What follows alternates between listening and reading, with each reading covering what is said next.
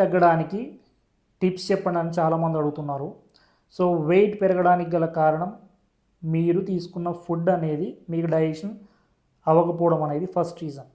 So కరెక్ట్గా మీరు తీసుకున్న ఫుడ్ డైజెషన్ కాకపోవడానికి గల రీజన్ ఏంటంటే మీరు ఒక ట్రీ అనుకుందాం, చెట్టు అనుకుందాం. ఓకే, రూట్ ఏంటంటే మీ ఇంటెస్టైన్స్ అనేవి వేళ్ళలాగా ఉంటాయి. ఓకే, ఈ వేళ్ళకి అంటే మీ ఇంటెస్టైన్స్కి ఫుడ్ అందించేది అంటే సాయిల్, ఇసుక ఉండాలి కదా, మట్టి ఉండాలి కదా, ఆ మట్టిలాగా పనిచేసేది మీ స్టమక్ అండ్ మీ స్ప్లీన్. సో ఎప్పుడైతే మీ స్టమక్ కానీ మీ స్ప్లీన్ కానీ తీసుకున్న ఫుడ్లోంచి మీ ఎనర్జీని అంటే మీ కార్బోహైడ్రేట్స్ని కావచ్చు, మీరు తీసుకుంటున్న ఫ్యాట్ని కావచ్చు, వీటన్నిటిని డైజెస్ట్ చేసి బ్లడ్ ద్వారా మీ బాడీకి ఎనర్జీ సప్లై అనేది చేస్తూ ఉంటుంది. సో ఎప్పుడైతే మీ రూట్ కాజ్ అంటే లైక్ ఇప్పుడు మీ శాండ్ ఇసుక బాగాలేదనుకోండి, మట్టి బాగాలేదనుకోండి, స్టమక్ బాగాలేదనుకోండి, లేకపోతే స్ప్లీన్ కరెక్ట్గా పనిచేయట్లేదు అనుకోండి, ఫర్ ఎగ్జాంపుల్ స్ప్లీనోమెగాలీ ఉందనుకోండి, అది కరెక్ట్ చేయకుండా మీ డైజెషన్ అనేది కంప్లీట్ అవ్వదు. సో ఇక్కడ మీరు కరెక్ట్ చేయాల్సింది మీ ఇంటెస్టైనల్ అబ్జార్ప్షన్ కరెక్ట్ చేసుకోవాలి, అంటే మీ గట్ హెల్త్ను పెంచుకోవాలి.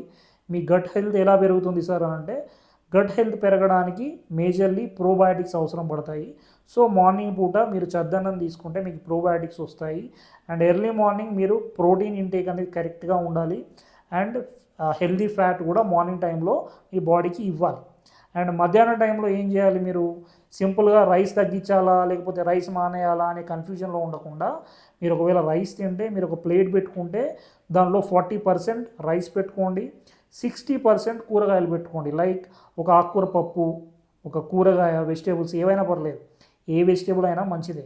అట్లా అని చెప్పేసి నేను ఓన్లీ ఒక ఆలుగడ్డ తింటా, ఓన్లీ ఒక పర్టికులర్ వెజిటేబుల్స్ తింటా అంటే కాదు, ఓన్లీ ఒక పప్పు తింటా అంటే కాదు. సో ఒక ఆకుకూర పప్పు, ఒక కూరగాయ ప్లస్ పెరుగు, ఇది మధ్యాహ్నం ఉండాలి. అంటే ఒక ప్లేట్లో 40% కూరగాయలు ఉండాలి, 60% రైస్ ఉండాలి. మనం ఏం చేస్తాము, ఇంత కూర పెట్టుకొని ఇంత అన్నం తింటాం. సో కార్బోహైడ్రేట్స్ ఎక్కువ వస్తున్నాయి. సో దానివల్ల ఫ్యాట్ డిపాజిషన్ జరుగుతుంది, దానివల్లనే మనం వెయిట్ గెయిన్ అనేది అవుతుంది. సో వెయిట్ లాస్ అవ్వాలి అని అంటే హెల్దీగా వెయిట్ లాస్ అవ్వాలి. ఎప్పుడైనా ఏదో సడన్గా బాదరాగా వెయిట్ లాస్ అవ్వడం మంచిది కాదు. అండ్ దీంతోపాటు షుగర్ కంప్లీట్గా ఒక 45 days షుగర్ కంప్లీట్గా అవాయిడ్ చేయండి. మీరు నార్మల్గానే ఒక 3-4 kgs తగ్గుతారు. 45 days ఛాలెంజ్ లాగా పెట్టుకోండి మీకు మీరే. సో వెయిట్ తగ్గడానికి ఇంకా చాలా తర్వాత వేరే వీడియోస్లో టిప్స్ చెప్తాను.